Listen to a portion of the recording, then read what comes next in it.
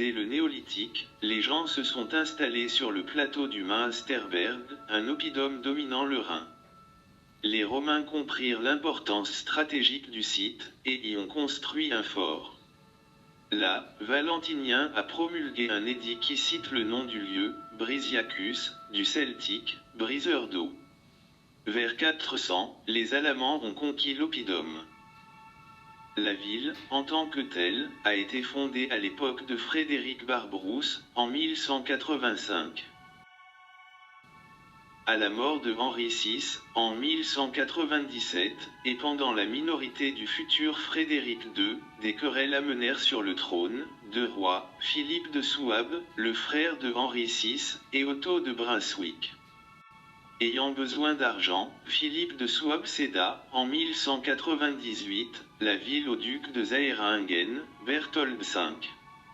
Le duc fit construire le château au nord, le Radbrunnen au milieu de la ville et la cathédrale Saint-Étienne au sud. Après la mort du dernier Stauffen en 1254, la ville revint à l'évêque de Bâle. L'évêque de Bâle aspirait à se constituer une seigneurie en Alsace. Cela le conduisit à un conflit avec le comte Rodolphe de Habsbourg, qui a le même but.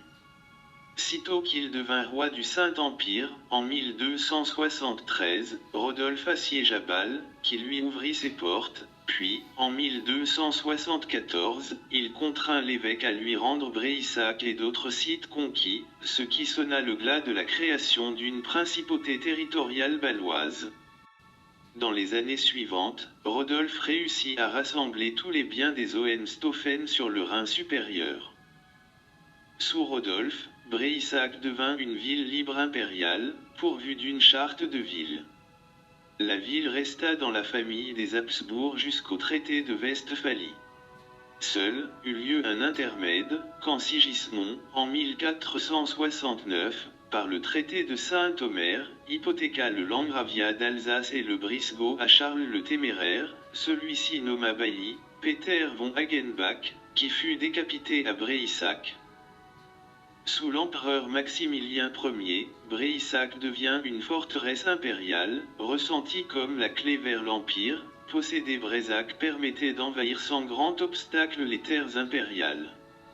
C'était aussi la conception des rois de France, dont un des objectifs prioritaires était d'amoindrir la puissance des Habsbourg. Pour cela, pendant la guerre de 30 ans, 1618 à 1648, il prit à sa solde une armée suédoise protestante commandée par Bernard de Saxe-Weimar.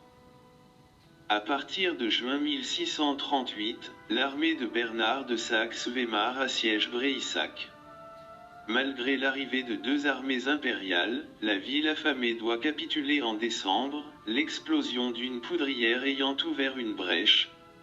Seuls 150 des 4000 habitants survivent à la famine et à la peste. Saxe-Weimar refusa de donner la forteresse à Richelieu, voulant lui-même se constituer une principauté. Mais, après sa mort, en 1639, Breissac fut remis à la France. La période française dura de 1639 jusqu'à 1697, date à laquelle Louis XIV, par le traité de Rivik, dut rendre Breissac à l'empereur Léopold Ier Habsbourg. Grâce à 4 précieux documents d'époque, on connaît assez bien le plan et l'aspect panoramique de Breissac au XVIIe siècle. Voici d'abord un plan de Breissac avant la cession de la ville au roi de France.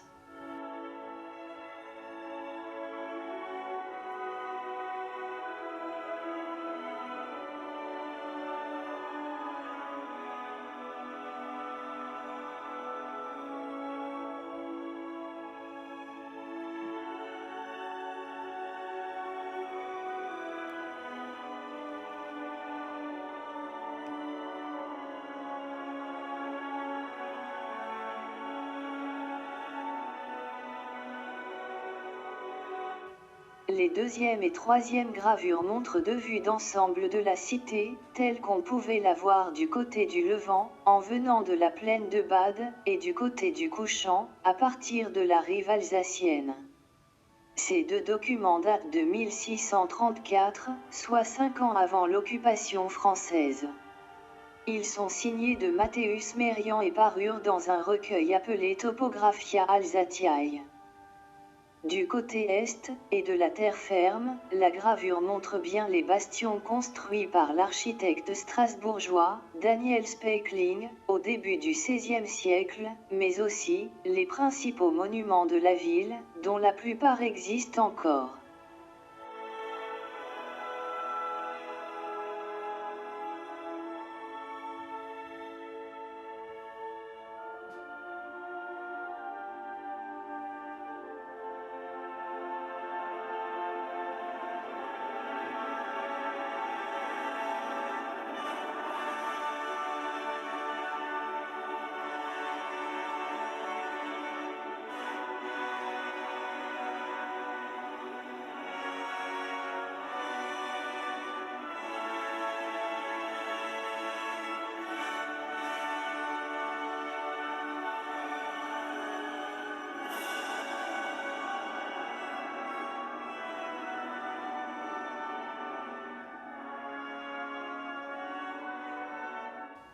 Pendant toute la période d'occupation française, Louis XIV ordonna, non seulement de renforcer les défenses de Brézac, mais aussi d'agrandir la cité dont il voulut faire la capitale de ses possessions d'Outre-Vosges.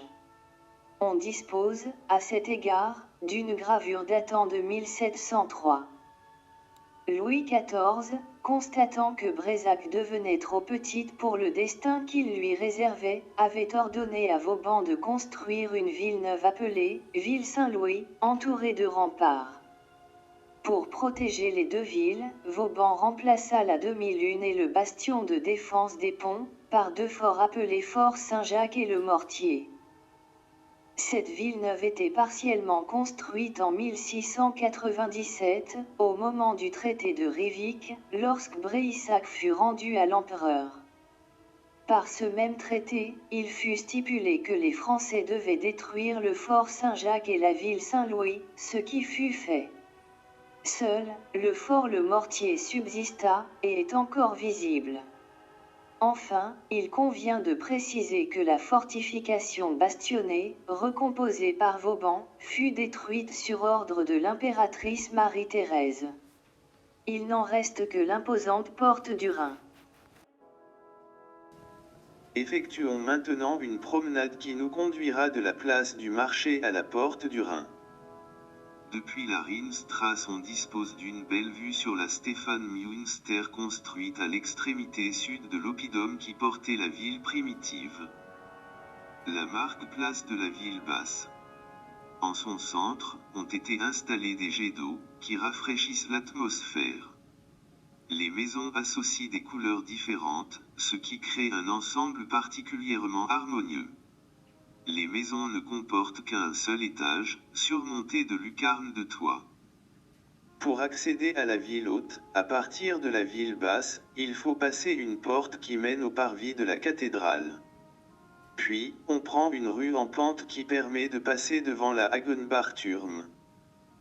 La Hagenbachturm, mentionnée pour la première fois en 1319, devint prison communale. Elle porte le nom du bailli bourguignon, Pierre de Haguenard, qui y séjourna avant d'être exécuté. La tour porte les armoiries du Saint-Empire, de l'Autriche et de Bréissac. Face à la tour, on peut encore voir quelques pans de la muraille qui ceignent le parvis de la cathédrale. Au niveau de la tour, on dispose d'une belle vue sur le Rhin, dont le cours est maintenant régularisé, et sur l'Alsace.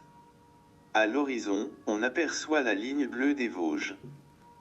Par comparaison, la situation du Rhin, au XVIIe siècle, était moins favorable à la navigation, le cours du fleuve étant parsemé d'îles basses. Sur la gravure, on aperçoit le pont, et la succession de fortins qui contrôlaient le passage sur la route de l'Alsace. La cathédrale a été construite à l'époque du duc Berthold V de Zeringen, entre 1185 et 1230. Elle remplace des églises plus anciennes, dont il ne reste pas de traces. Elle est érigée à l'emplacement de l'ancien prétoire romain, appartenant au fort de l'Antiquité tardive, dont on a retrouvé des restes sur la Münsterplatz. La cathédrale comporte une partie centrale datant du roman tardif, avec nef, encadrée de bas-côtés, et transept. À l'ouest, une tour massive pourvue d'un tympan dédié à Sainte Etienne. Cette tour centrale est cantonnée de 2 bas-côtés. C'est à ce niveau que l'on rentre dans l'église. Les 2 bas-côtés sont chacun pourvus d'une tour escalier à l'est. Cet ensemble est postérieur à la partie centrale. Un chœur de style gothique, plus haut que le niveau de la nef, pourvu, de part et d'autre, de tours dissemblables. Le chœur est terminé par une abside.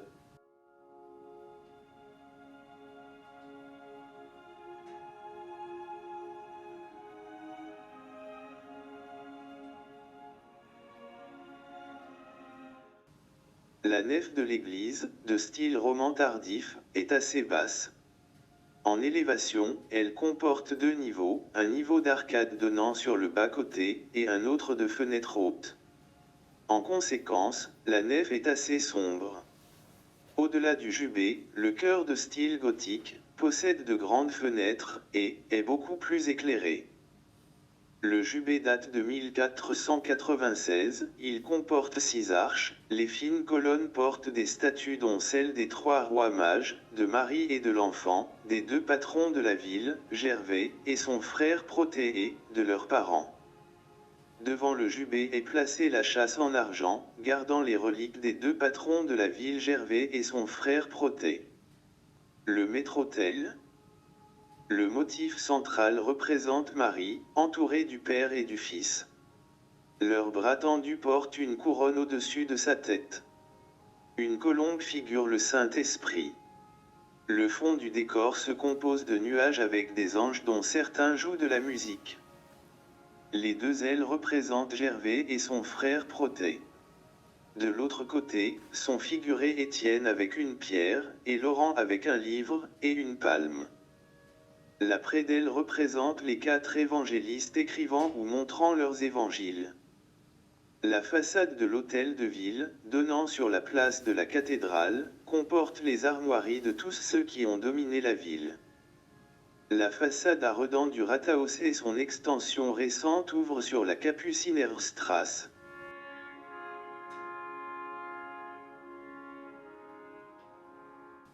À l'emplacement d'un couvent détruit, a été aménagé un beau jardin monastique, dans lequel on dispose d'une belle vue sur la plaine de Bade, le Kaiserstuhl, et la forêt noire. Il ne reste pratiquement rien du château construit par Berthold V. Il était composé d'une tour de défense et d'un logis d'habitation, d'écuries et d'un puits. L'évêque de Bâle y fit construire la maison des chevaliers. À partir de 1273, le château appartint aux Habsbourg. Le vieil hôtel de ville, Zum Sternen, se trouve dans la Ratbrunnan-Allée, la rue la plus large de la cité. En 1536, la maison est reconstruite dans le style Renaissance. Elle devint alors le cabinet du conseil, le palais de justice et de réception. À partir de 1643, elle devint hôtel de ville et chancellerie. Plusieurs fois détruite et reconstruite, il n'en reste que le portail avec les médaillons de Charles Quint et de Ferdinand, ainsi que les écussons, tenus par des lions, du Reich, de l'Autriche et de Bréissac. Elle fut reconstruite en 1996 en tant que maison particulière. À partir de 1198, fut creusé un puits d'eau potable d'environ 40 mètres de profondeur, par le duc Berthold V, pour alimenter la ville haute. La tour fut construite au-dessus du puits, et fut le premier hôtel de ville. Elle comportait une salle du conseil, une salle de justice, une salle de torture et des prisons. Avant sa destruction en 1793, la tour mesurait 54 mètres. Elle mesure actuellement 34 mètres de haut, après sa dernière reconstruction. Devant la tour, est exposé le pilori des boulangers, datant de 1476. L'intérieur de la tour est devenu musée, on peut y voir la roue qui servait à monter l'eau. Jusqu'en 1847, l'eau est remontée par une roue à bras. La porte, Captor, date probablement du XIIe siècle, et faisait partie de la muraille de la ville haute.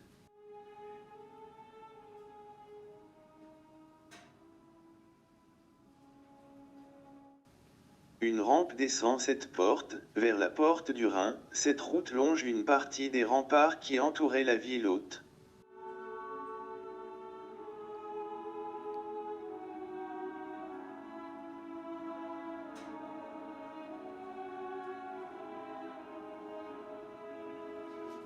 La porte du Rhin, vue de l'intérieur de la ville basse, a été transformée en musée.